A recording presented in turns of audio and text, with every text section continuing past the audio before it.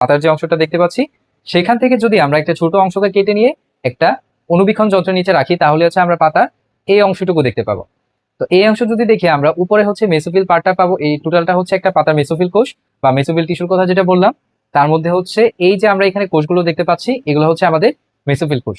তারপরে এখানে হচ্ছে ছোট ছোট আর অনেকগুলো কোষ থাকে, তারপরে হচ্ছে এখানে পানির যে অংশটুকু থাকে। তারপরে হচ্ছে আমরা এখান থেকে হচ্ছে যদি একটা কোষকে কেটে নিয়ে ছোট করে অংশ এখানে নিয়ে আসি তাহলে হচ্ছে এখান থেকে আমরা ক্লোরোপ্লাস্ট দেখতে পাবো। আসসালামু আলাইকুম, সবাইকে ওয়েলকাম করছি আমাদের বায়ো এনার্জেটিক্স এর সেকেন্ড লেকচারে। তো আজকে আমাদের টপিক হচ্ছে আমরা ফটোসিনথেসিস মানে সালোক সংশ্লেষণ নিয়ে ভালো করে পড়ব।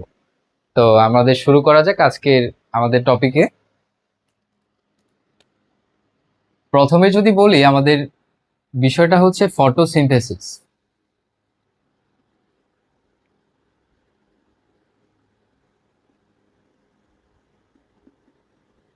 আমাদের আজকের টপিক হচ্ছে ফটোসিনথেসিস। তো ফটোসিনথেসিস নিয়ে যদি বলি তাহলে আমরা এখানে এটার দুইটা পার্ট পাবো। প্রথমে হচ্ছে আসবে ফটো, আমাদের সেকেন্ড পার্টটা আসবে হচ্ছে সিনথেসিস। আমরা এখানে কি পাবো? দুইটা পার্ট পাবো। প্রথম পার্টটা হচ্ছে আমাদের ফটো এবং আমাদের দ্বিতীয় পার্টটা হচ্ছে আমাদের সিনথেসিস। এখন যদি দেখি আমাদের এই যে ফটো যে ওয়ার্ডটা আমরা এখানে পেলাম, ফটো মানে বোঝায় হচ্ছে লাইট। ওকে, ফটো বলতে বোঝায় হচ্ছে আমাদের লাইট। আর লাইটটা আমরা কোথা থেকে পাই? সেটা হচ্ছে আমাদের সান থেকে। আর আমাদের যে সিনথেসিস যে ওয়ার্ডটা ছিল, সিনথেসিস বলতে বোঝায় হচ্ছে ফরমেশন বা কোনো কিছু তৈরি করা।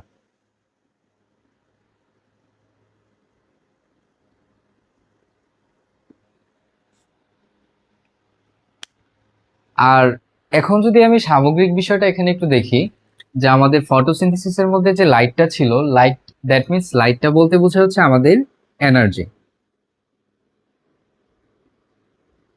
এনার্জি বা হচ্ছে শক্তি। আর ফরমেশন যেটা ছিল, ফরমেশন বলতে বোঝায় হচ্ছে প্রস্তুত।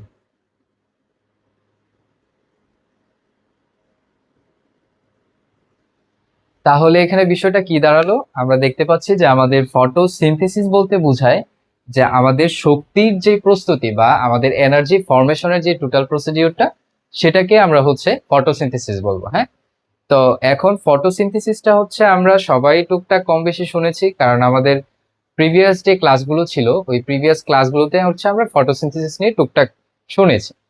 তো এখন যদি বিষয়টা দেখি যে ফটোসিনথেসিসটা কি, ফটোসিনথেসিসটা হচ্ছে আমাদের যে উদ্ভিদ সূর্যের আলোর সাহায্যে এবং আমাদের যে মাটি যেটা থাকে মাটি থেকে হচ্ছে তার প্রয়োজনীয় পরিমাণ যে খনিজ উপাদানগুলো সেগুলো হচ্ছে গ্রহণ করে, তার পাশাপাশি আমাদের যে এনভায়রনমেন্টটা থাকে আমাদের পরিবেশ থেকে সেখান থেকে হচ্ছে কার্বন ডাইঅক্সাইড শোষণ করে। তাহলে বিষয়টা কি দাঁড়ালো যে উদ্ভিদ সূর্যালোক এবং বাতাসের কার্বন ডাইঅক্সাইড ও মাটির উপাদানের হচ্ছে পানি এবং খনিজ লবণ এগুলা শোষণ করে হচ্ছে যে শর্করা জাতীয় খাবারটা তৈরি করবে, সেটাই হচ্ছে আমাদের ফটোসিনথেসিস। হ্যাঁ, তাহলে টোটাল বিষয়টা দাঁড়ালো হচ্ছে উদ্ভিদ সূর্যালোকের সাহায্যে মাটির যে খনিজ পদার্থগুলো থাকে এই খনিজ পদার্থগুলোর মধ্যে থাকে হচ্ছে আমাদের যে মিনারেলস যেগুলো থাকবে, পাশাপাশি হচ্ছে আমাদের এখানে ওয়াটার থাকবে, পানি। তো এই সবগুলোর মাধ্যমে হচ্ছে উদ্ভিদ যে খাবারটা তৈরি করে বা খাদ্যের যে প্রস্তুতিটা হয় সেটাকে হচ্ছে আমরা সালোক সংশ্লেষণ বলবো। এখন কথা হচ্ছে উদ্ভিদ সালোক সংশ্লেষণের মাধ্যমে কি খাবার তৈরি করে সেটা যদি আমরা দেখি, তো আমরা দেখবো হচ্ছে সালোক সংশ্লেষণের মাধ্যমে হচ্ছে উদ্ভিদ এখানে কার্বোহাইড্রেট জাতীয় খাবার তৈরি করবে।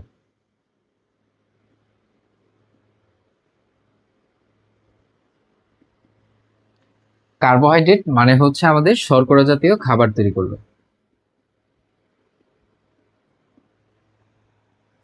এই হচ্ছে আমাদের ওভারঅল ফটোসিনথেসিসের যে পার্টটা ছিল প্রথমে, সেটা হচ্ছে আমরা জেনে নিলাম। তাহলে আশা করছি এখন আমাদের ফটোসিনথেসিসটা কি বা ফটোসিনথেসিসটা কি বোঝায় সেটা আশা করি তোমরা সকলে ক্লিয়ার হয়ে গেছে। তাহলে আবার যদি আমি বলি, ফটোসিনথেসিস বলতে বোঝায় হচ্ছে আমাদের শক্তি উৎপাদনের যে প্রক্রিয়াটা। এখন শক্তি উৎপাদনের প্রক্রিয়াটা কাদের মাধ্যমে হয়? সেটা হচ্ছে উদ্ভিদের ক্ষেত্রে হয়, কারণ আমাদের শরীরের যে কোষ থাকে কোষের মধ্যে হচ্ছে কোনো প্রকার ক্লোরোপ্লাস্ট থাকে না। তো এই ক্লোরোপ্লাস্ট বা প্লাস্টিক না থাকার কারণে হচ্ছে আমরা শক্তিটাকে সরাসরি আমরা আমাদের শরীরে ইউজ করতে পারছি না। দ্যাটস ওয়াই এখানে কি হচ্ছে, উদ্ভিদের শরীরে হচ্ছে ক্লোরোপ্লাস্ট থাকার কারণে তারা নিজের খাবার নিজে তৈরি করতে পারতেছে। তো এখন যদি দেখি আমাদের যে এখানে আমরা কি দেখবো যে ফটোসিনথেসিসের যে ধাপগুলা যদি আমরা এখানে শুরুতে দেখে নেই, তাহলে আমরা ফটোসিনথেসিসের যে যদি সামগ্রিক বিষয়টা দেখি, তাহলে উদ্ভিদ কি করবে? উদ্ভিদ হচ্ছে তার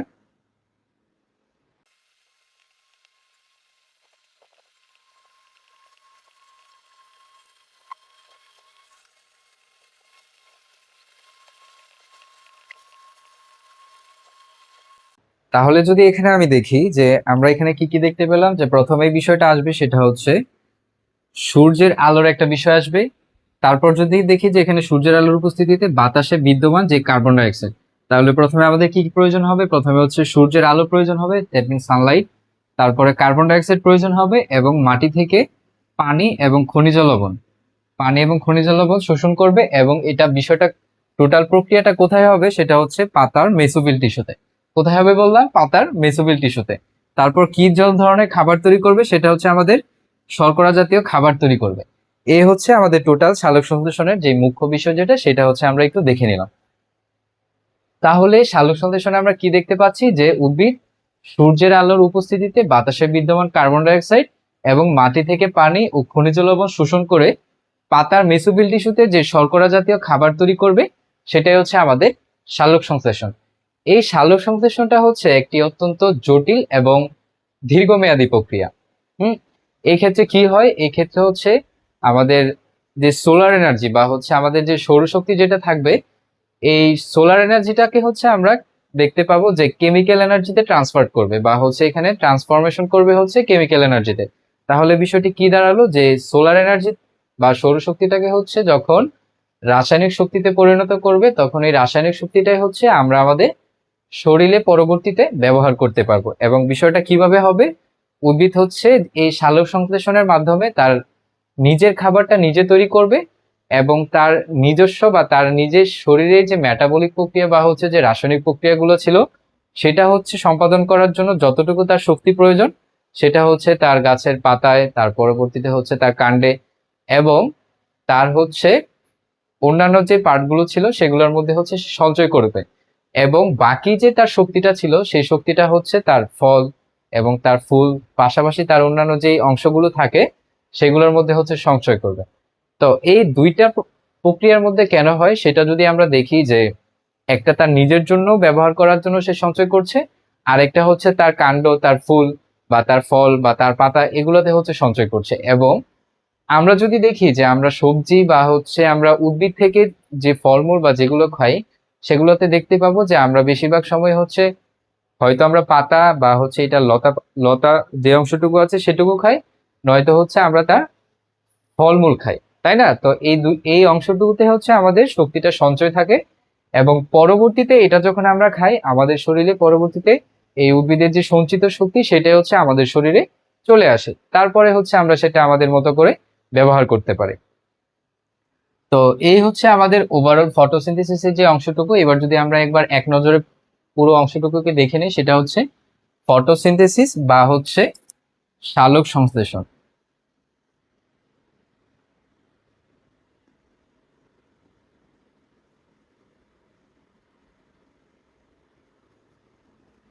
ফটোসিনথেসিস বা সালোক সংশ্লেষণ, ফটোসিনথেসিস বলতে বোঝায়, ফটো মানে হচ্ছে লাইট, আর সিনথেসিস বলতে বোঝায় হচ্ছে এটার লাইট বলতে বুঝি হচ্ছে আমরা ফটো বলতে বোঝায় হচ্ছে আমাদের লাইট বা হচ্ছে এনার্জি বা শক্তি, এবং সিনথেসিস বলতে বোঝায় হচ্ছে ফরমেশন বা তৈরি হওয়ার যে প্রক্রিয়াটা বা হচ্ছে প্রস্তুতি যেটা।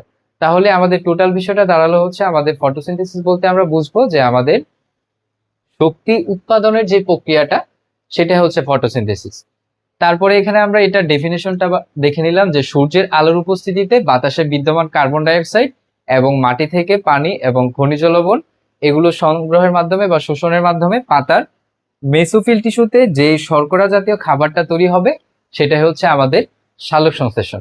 ঠিক আছে, এটুকু ক্লিয়ার সবার?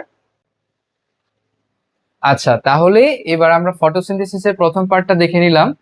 এবার যদি দেখি এই ফটোসিনথেসিসটা হয়ে কিভাবে হচ্ছে, সেটার হচ্ছে দুইটা প্রক্রিয়া আছে। হ্যাঁ, তো ফটোসিনথেসিসের কয়টা প্রক্রিয়া আছে?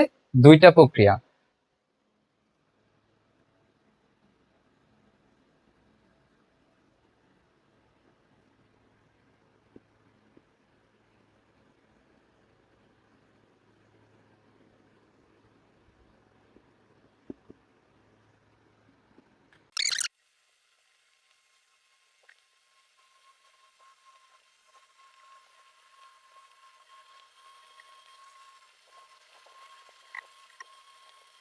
তাহলে আমরা এখানে কি দেখতে পেলাম, আমরা হচ্ছে সালোক সংশ্লেষণের দুইটা পর্যায় দেখতে পাবো, এবং এই পর্যায়গুলো কে ধারণা দেন, এখানে হচ্ছে 1905 সালের শারীরতত্ত্ববিদ ব্ল্যাকম্যান, আমরা বিজ্ঞানীটার নাম দেখি, সেটা হচ্ছে ব্ল্যাকম্যান নামে একজন বিজ্ঞানী। সে হচ্ছে আমাদের এই সালোক সংশ্লেষণের দুইটি পর্যায় বা দুইটা ফেজের হচ্ছে ধারণা দেন। প্রথমটা হচ্ছে আমাদের লাইট ডিপেন্ডেন্ট ফেজ, আর দ্বিতীয়টা হচ্ছে লাইট ইন্ডিপেন্ডেন্ট ফেজ। এখন ভাইয়া লাইট ডিপেন্ডেন্ট ফেজ বলতে কি বোঝায়? লাইট ডিপেন্ডেন্ট ফেজ বলতে বোঝায় আমাদের আলোক নির্ভর পর্যায়। মানে এই সালোক সংশ্লেষণের এই প্রক্রিয়াটা হওয়ার জন্য আমাদের অবশ্যই আলোর প্রয়োজন হবে, মানে সূর্যের আলোর উপস্থিতি প্রয়োজন হবে। আর দ্বিতীয় যে বিষয়টা বললাম আমাদের লাইট ইন্ডিপেন্ডেন্ট ফেজ, মানে আলোক অনির্ভর বা হচ্ছে অন্ধকার পর্যায়। এখানে যে বিষয়টা হবে, এখানে তোমার সূর্যের আলোর সাহায্য ছাড়াই হচ্ছে ফটোসিনথেসিসটা হবে।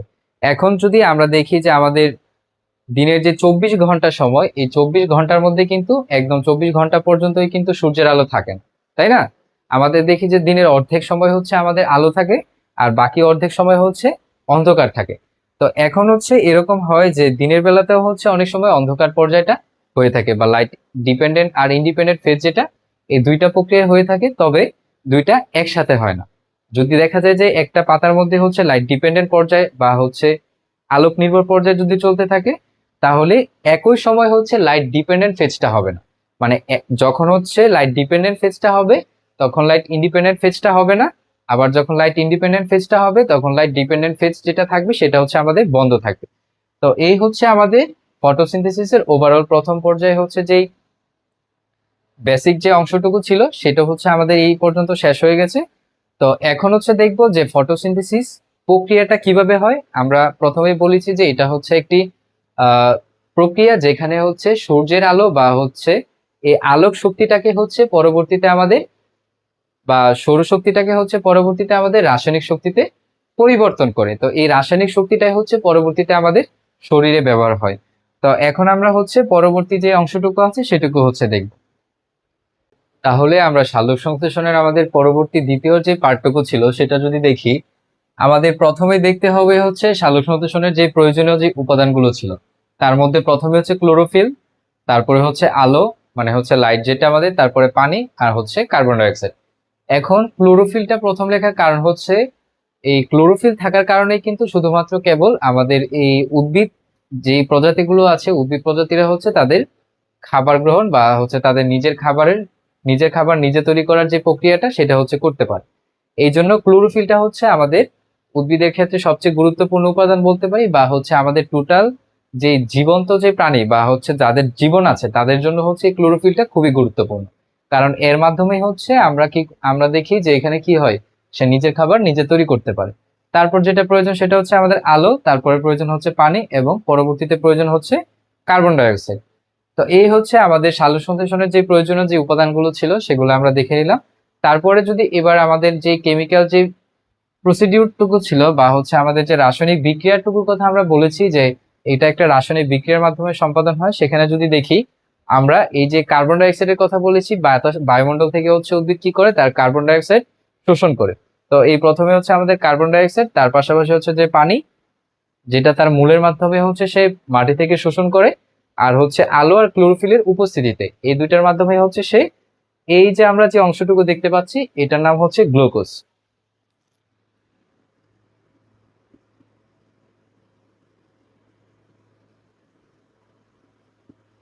বা এটাকে আমরা বলতে পারি শর্করা।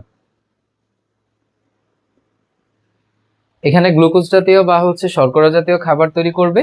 তারপরে যে অংশটুকু সেটা হচ্ছে আমাদের পানি তৈরি করবে, এবং লাস্টে যেটা সেটা হচ্ছে সবচেয়ে গুরুত্বপূর্ণ অংশ, সেটা হচ্ছে কি, সেটা হচ্ছে আমাদের এই অক্সিজেন।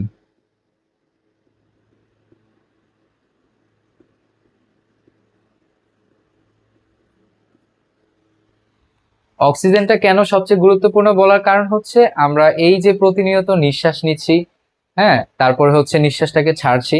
তো এই যে নিঃশ্বাসটা নিচ্ছি, উদ্ভিদ যেই অক্সিজেনটা হচ্ছে তার বিক্রিয়ার পরবর্তী বাই প্রোডাক্ট হিসাবে হচ্ছে ত্যাগ করে, সেই অক্সিজেনটাই হচ্ছে আমরা আমাদের শ্বাস নেওয়ার জন্য পরবর্তীতে ব্যবহার করি। তো এই যে আমরা আরেকটা জিনিস যদি দেখি যে আমাদের যে বায়ুমণ্ডল রয়েছে বা আমাদের পৃথিবীতে যেই পরিমাণ কার্বন নিঃসরণ হচ্ছে বা যেই পরিমাণ কার্বন নিঃসরণ হয়, এই টোটাল কার্বনটা হচ্ছে উদ্ভিদ গ্রহণ করার চেষ্টা করে, কিন্তু আমাদের বর্তমানে হচ্ছে প্রচুর পরিমাণে বন উজাড় বা গাছপালা কমে যাওয়ার কারণে এই কার্বন ডাই অক্সাইডটা হচ্ছে যেটুকু পরিমাণ যে গাছপালা থাকলে হচ্ছে শোষণ করতে পারতো তার থেকে অনেকটা কম শোষিত হচ্ছে। তার মানে কি আমাদের বায়ুমণ্ডলে কার্বন ডাই অক্সাইডের মাত্রাটা দিন দিন বেড়ে যাচ্ছে, এবং সেই অনুযায়ী হচ্ছে সেই ক্ষেত্রে কি হয়, অক্সিজেনের মাত্রাটাও কমে আসছে। তো এই জন্য আমাদের গাছের প্রতি একটি বিশেষ যত্ন নেওয়া উচিত। তাহলে কি বললাম, এখানে আমাদের কার্বন ডাই অক্সাইড এবং পানির মাধ্যমে সূর্যের আলো আর হচ্ছে ক্লোরোফিলের সহায়তায় উদ্ভিদ কি করে, গ্লুকোজ বা শর্করা জাতীয় খাবার তৈরি করে, তার সাথে পানি তৈরি করে, এবং লাস্টে যেটা সেটা হচ্ছে অক্সিজেন তৈরি করে, এবং এই অক্সিজেনটাই হচ্ছে আমরা আমাদের যে শ্বাস প্রশ্বাসের ক্ষেত্রে ব্যবহার করে থাকি। এখন আরেকটা জিনিস দেখি যে আমাদের সালোক সংশ্লেষণের যে উপাদানগুলোর কথা বললাম, তার মধ্যে এই যে কার্বন ডাই অক্সাইডের যে অংশটুকু ছিল, এই কার্বন ডাই অক্সাইডটা হচ্ছে আমাদের বায়ুমণ্ডলে এক প্রকার পাওয়া যায়, আবার হচ্ছে পানিতে সেটার পরিমাণটা হচ্ছে অন্যরকম থাকে। আমরা যদি বায়ুমণ্ডলে কার্বন ডাই অক্সাইডের পরিমাণটা দেখি,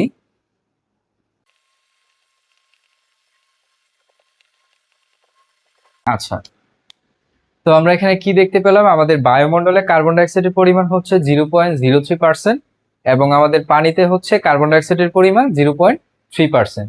তো এই ক্ষেত্রে বলতে পারি হচ্ছে আমাদের ভূমিতে বা ল্যান্ডস্কেপে হচ্ছে যেই উদ্ভিদগুলো থাকে সেটার সালোকসংশ্লেষণের যে হার, তার থেকে হচ্ছে পানিতে বা অ্যাকোয়াস যে প্ল্যান্টগুলো থাকে বা পানিতে যে গাছপালাগুলো জন্মায় সেটার সালোকসংশ্লেষণের হার অনেক বেশি। কারণ হচ্ছে বায়ুমণ্ডল থেকে পানিতে হচ্ছে কার্বন ডাই অক্সাইডের পরিমাণটা বেশি থাকে, আর যেহেতু কার্বন ডাই অক্সাইডটাই হচ্ছে পরবর্তীতে উদ্ভিদ তার খাবার তৈরিতে ব্যবহার করে, তাহলে এখানে স্বাভাবিকভাবে বোঝা যাচ্ছে যে বায়ুমণ্ডল থেকে পানিতে হচ্ছে কার্বন ডাই অক্সাইডটা যে জলীয় যে উদ্ভিদগুলো থাকে তারা হচ্ছে বেশি শোষণ করতে পারে। এই জন্য হচ্ছে আমাদের বায়ুমণ্ডলে যে কার্বন ডাই অক্সাইডের পরিমাণ কম থাকার কারণে এখানে হচ্ছে সালোক সংশ্লেষণের হারটাও কম।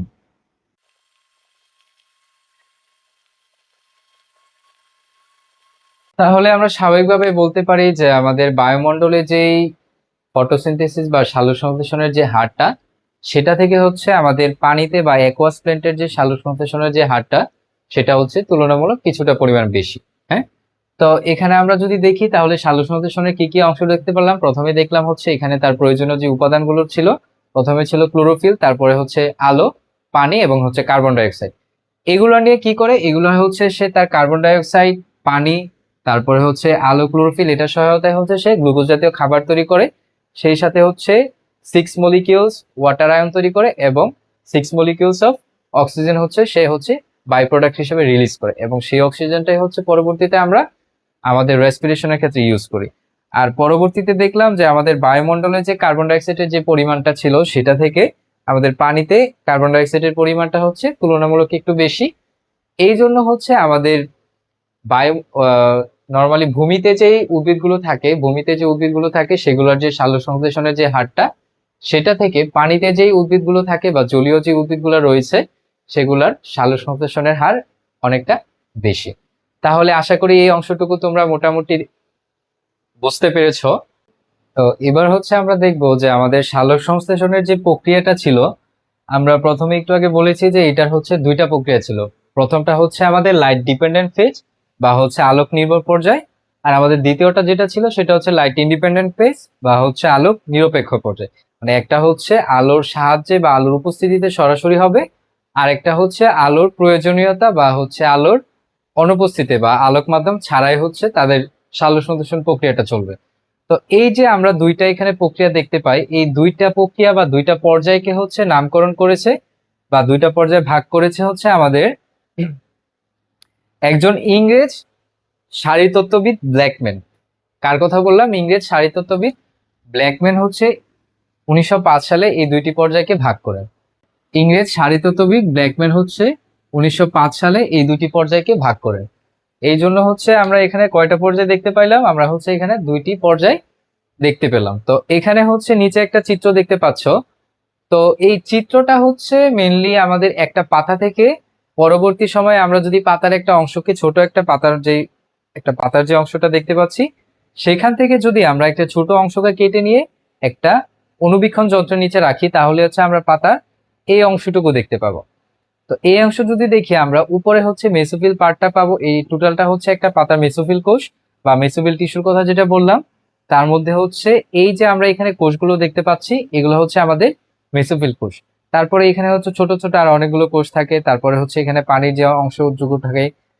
তারপরে হচ্ছে আমরা এখান থেকে হচ্ছে যদি একটা কোষকে কেটে নিয়ে ছোট করে অংশ এখানে নিয়ে আসি, তাহলে হচ্ছে এখান থেকে আমরা কোরোপ্লাস্ট দেখতে পাবো। এখন এইবার যদি এই কোরোপ্লাস্টে যদি আমরা আরেকটু ভিতরে যদি দেখি, তাহলে কোরোপ্লাস্টের হচ্ছে প্রথমে আমরা হচ্ছে দুইটা আবরণ পাবো, তারপরে হচ্ছে আমরা এখানে গ্রানাম চক্র পাবো, এই যে আমরা এখানে যেটা দেখতে পাচ্ছি।